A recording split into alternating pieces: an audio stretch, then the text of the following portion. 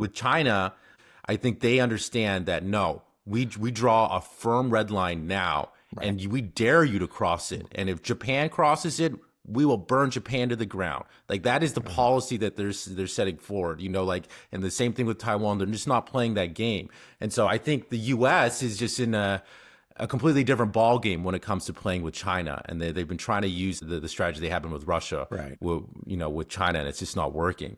But I'm a bit worried about what might happen with Japan, because it seems like, Takaichi, she hasn't withdrawn her statement. Japan sent over an official to Beijing. The official arrived in Beijing, didn't say a word, didn't speak to anybody. Had this meeting, came out, refused to speak to anybody, didn't say no comment, nothing, just head down, looking pretty glum. It was clear that it was not a good meeting. He couldn't say anything. And Takaichi, I think, has put herself in a pickle where she can't really retract what she said. She'll lose face. And also what she said was somewhat popular amongst her base, like to do this. But I think people don't understand how big of an issue this is. This isn't just a political gaffe when she said that she would intervene militarily over Taiwan.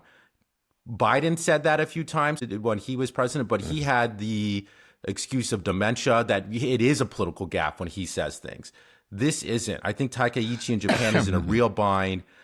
I'm not sure exactly how they're going to get out of it, but maybe you can help us understand just why this Taiwan situation is taken so seriously by China, because I think a lot of people are kind of just surprised. Like the response from China was like, Japan is playing with fire and they will perish by fire. Basically, they've just said all of Japan will become a battlefield if they get involved into this. Right. Yeah.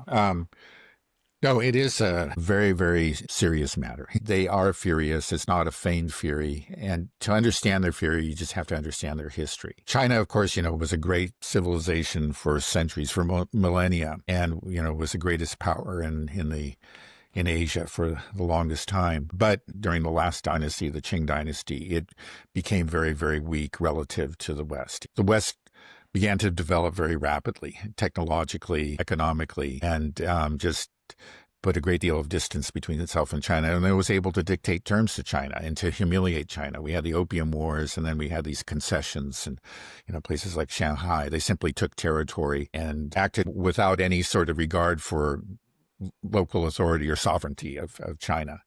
They humiliated China. And then China regards this, they speak of this a century of humiliation, from approximately the mid-19th century to the mid-20th century. For them, the way that the mainland Chinese look at it, it only ended when the communists won the Civil War, and Mao Zedong in 1949 announced that China has finally stood up. More so than ever, it's the current Chinese Communist Party has tied its own legitimacy to this sense of sovereignty and dignity and of ending the humiliation. It's, it used to be more about, the Marxism, class conflict and all of that. The dictatorship of the proletariat, that kind of language has disappeared, but the nationalistic language has stayed and has intensified. And that is really the basis, this nationalism and the sense of dignity, the sense of sovereignty, which upholds, the current Chinese government, that really legitimizes them. And that's well understood. So it's something that they cannot tolerate. That really does anger them. The thought that Japan would intervene once again on Chinese soil. Because you have to understand that Taiwan is considered part of China. And that's something that, again, as I think I mentioned in the last episode, that the whole world basically agrees with, including the U.S. At least at one time, we acknowledged that that was part of the deal that we worked out with China. Okay, yeah, you're all one China, and you need to unify. We hope it happens peacefully, but this is a Chinese issue. Now, by making the statement, Japan was saying, we're going back to China. And again, I spoke about the century of humiliation. The Japanese were very much a part of that. Of course, they took Taiwan in a war in 1895 and held it for 50 years. But they also took northeastern China earlier than that, going back into the early 30s. They established a kind of a puppet regime called Manchukuo, and then, of course, invaded China outright right before the outbreak of World War II. and responsible for many, many atrocities. So there is, again, a real bitterness. You used to talk about the century of humiliation. People, they do remember being humiliated by the Europeans and the Americans. But they, in particular, remember the humiliations that were wreaked upon them by the Japanese, and that is, this is something that the Chinese care about deeply. So when they say that the Japanese are playing with fire, they are playing with fire. This is for them a very recent historical memory, and the previous Japanese, prime ministers have been careful, not to go too far, and they understand that the sensitivity here. But this one has ignored, has crossed this line, and has created something of a crisis. Right. I think within mainland China, there's just a lot of chatter about sort of the resurgence of Japanese imperialism, and it's stirring up a lot of bitter feelings. But I think we also have to understand this isn't just happening in a vacuum. Why would Takaichi make this statement? This is kind of the bigger question. Are we playing some bigger geopolitical game? The United States has been relatively silent about this. If they wanted to de-escalate the situation, they could have made a statement saying like, oh, we still recognize the one China policy, but obviously, of course, we didn't do anything like this. So is this sort of a tacit, green light for Japan to say like, okay, we need to sort of part of a larger strategy to within the Indo-Pacific and South China Sea and Korea, Japan, encircle and contain China, because that's obviously the policy of the United States, is that this is containment. And so it's a stupid policy, but it seems like, maybe that's what we're doing. It's our puppets. In South Korea, we saw some weird stuff happen last year. And now we have this with Takaichi. This isn't a vacuum. Are they being ordered or encouraged by the United States? I think in fact, I think that's quite possible. We can go back to Obama or even earlier, but let's just go back to Obama, the pivot to Asia, right? Which many within the let's say the foreign policy elite in the United States has wanted to carry out. Many of them see, again, China as the main threat. They see Russia and the Middle East as a distraction, and they want to pivot to Asia in order to contain China, as you say. And then, Japan clearly is part of that. Now, Biden on 4 occasions said that the U.S. would intervene militarily to defend Taiwan, thereby violating the policy of strategic ambiguity that had been upheld by previous administrations. Now, it may be dementia, but maybe it was part of a real shift, because we have seen a shift, a drift away from previous understandings that had been reached between the United States and China. We've seen this drift take place over, a period of a couple of decades, and it seems to be intensifying now. So we haven't quite gone out. I think if you go to the State Department website, we still recognize Taiwan as a part of China, but we're not acting like it anymore. And then sometimes our president himself is acted, or even previous presidents have acted as though that's no longer true. And we have begun to I think we've sent advisors to Taiwan. We've done things that clearly are raising the hackles of the Chinese. And it is part of all of this, I think, is a part of a policy of containment. And within that policy of containment, Taiwan plays a very, very important role. It's kind of like the Ukraine of Asia. And so, but Japan is obviously a very important part of this coalition to contain China. And so I think it just is, if you look at the general drift of policy, maybe Takaichi's statement is not that surprising. And like you say, I think very correctly, should be understood in that context. It may not just be something, as about domestic politics. She's maybe not just speaking to her base, but, that could be part of it. It is also geopolitical, and it probably is maybe supported tacitly or behind doors by the Americans. Right.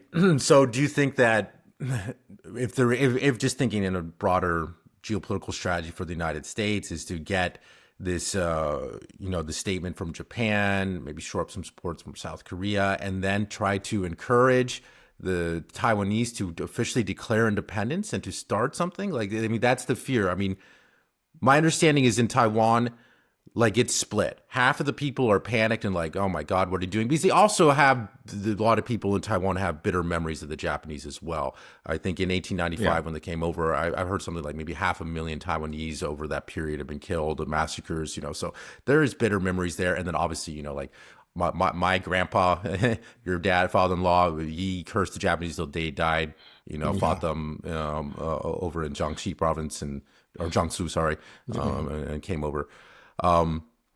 So yeah, where was I going with this? What did I start with? What was I saying? Well, you're saying the Taiwanese are split about this, and then yeah. What was I saying right before that? Oh yeah, that maybe that the current Lai Ching-te, the current president of Taiwan, might declare independence. Do you think maybe that's the plan? The Americans pushing them to do that. I think that was the question that you're raising. Right. Yeah. Well. I don't think they actually want him to do that openly. It's just like the idea is to be an irritant, to distract Taiwan or to China, to cause it to. I don't know exactly what they're attempting to do, right? But I think it's similar. If you go back to, many people talk about that Rand paper that appeared in 2019, extending Russia. And a lot of that was about Ukraine, using Ukraine to distract and to, cause Russia to allocate resources and attention to Ukraine. And therefore, in that way, that's part of the extending Russia. It's, in essence, weakening Russia. And maybe they have something, I think they probably do have something similar, in store for Taiwan. This is they look again as Taiwan as some sort of the Ukraine of Asia. Now, going back to the Rand paper, they actually warned that, hey, maybe we don't want to push it so far that the Russians feel that they have to start a war, that they have to invade. We want to just take it right up to the point. That was the plan. Just calibrate it just so. Now, obviously, that failed. Whenever you hear the word calibrate in a Rand paper, you should run for the hills. It's not going to work. It's just, we're supposed to calibrate things in Syria and everything. It's always a disaster. But I think there's probably something similar. It's just, I think we find it useful for us if we have the DPP in charge and they make these moves towards independence, but we don't want them to go quite so far as to trigger an attack. How is that useful? Yeah, I don't know. I don't know, but it just seems to be. I mean, how was it useful in Ukraine? It ended in disaster, right? A lot of these think tank projects are just, in the end, they're stupid. It's just we want to meddle. We just have the desire to meddle and make things difficult for the other side. But in the end, it actually achieves nothing. It makes things difficult for us. Right. In the end, well, as clearly as it has in Ukraine too. But there's this. The sense that, okay, we can't just be passive. We have to get involved and we have to make it difficult for them. So, we want to anger the Chinese. We want to make them feel pressure, but we don't want to actually have a war. So we'll just kind of encourage our guy there to go right up to the line. And then we'll just whisper in his ear and say, please don't go over the line. But you see how that worked in Ukraine. Do you see anything happening here? Where do you see this going? Do you see Takaichi? I feel like the only option for her is to be replaced. I don't know if she's going to be able to retract that statement and survive. I don't know or she's going to double down and just piss off China, which is just such a bad. You just don't want to piss off China. I mean, their tourism industry, I think it's substantial. I forget the numbers, but a lot of Chinese would go. I mean, it just makes sense. It's right there. Like when I went to Japan. I was living in China and we flew to Osaka, it's just like people do that. It's a place to go on vacation, go to Korea, go to Japan, so, and you got 1.4 billion people in China. There's a lot of people. That's a huge tourism industry. So I just think that it was a huge mistake, and I don't know how exactly Japan is going to extract himself from this. I don't know exactly how Taiwan as well. Both countries are deeply divided on this issue. Yeah, I just don't. But what do we see? I just hope that, obviously I have connections, family connections to Taiwan. I have, I worked in China for 10 years. I care about this region. I don't want to see it erupt in flames. But Yeah. the U.S., like you said, we're always just meddling. Why can't come on? I mean, just the fact that we just did like some $700 million arms deal to Taiwan, like that's very antagonistic. Right. It's like, just imagine, like if China was doing the same thing in Mexico, or Japan, we'll send you all these weapons. It's just like, Right. It's Oh, insane. it's also, even worse because they do consider it Chinese territory. Right. It'd be like sending it to Puerto Rico, Be like, right. Or every once in a while we have some warships, steam through the Taiwan Strait. Again, it's just a humiliation. You flip it ritual. around and you just say like, hey, wait a second. It's called like the South China Sea for a reason, This is, but here we are and we're insisting on, our right to be there and to intervene, to meddle. And it seems like we just cannot let go of this. You can't just say, okay, hey, there was a time like after in 1945, after our victory in the Second World War, that we were this colossus, and we could act, we could extend power, project power in that way, and not worry about the consequences. The communists won the Civil War in 1949, but they were very weak. They didn't have a navy. They didn't have an air force. So what? Yeah, so sure, have warships steam through the straits. Have your military bases in Taiwan. You didn't have to worry. But those days are gone. It's just like we have trouble understanding that it's over. It's past. It was an unusual set of historical circumstances, and it's over. And we need to adjust and accept that China is the dominant power of the region, and once again acknowledge, as we've acknowledged previously, that Taiwan is part of its territory, and just and urge them to reach some kind of peaceful settlement. Again, that would have made a whole lot of sense in Ukraine too, but we just couldn't let that happen. There's just this sense that, hey, we're America, and we can't just let other powers, have their own exert influence along their own borders. We need to exert control their borders, essentially. It's just like we can't, which once we were able to do, but we can't do it anymore. Yeah, I think so much of it is just bureaucratic inertia. It's just that we've built up so many of these, I don't know, parts of the CIA and the defense sector that are just geared towards this, and you can't stop it. You can't turn it off. I feel like the only way that we can get rid of it is we have to dismantle like the CIA and the MIC and just start from scratch and say it needs to be geared towards domestic defense, not power projection, not bases, not foreign influence, not meddling, no regime change. It's based on actual defense. But the whole MIC is geared the opposite way. It's geared outwards to meddle. It's not geared inwards to protect and serve the people here in this country. No, that's a very good point. I think that's true. And we are dealing with this institutional inertia. And, and it's just draining this whole country dry. Right. It's just bankrupting us, and it's so frustrating. We can't get anything. The cost of beef is so expensive. Just everything is just like, and it just all this money just going out to cause problems for us in other countries, and of course those countries as well. It's just to sow chaos.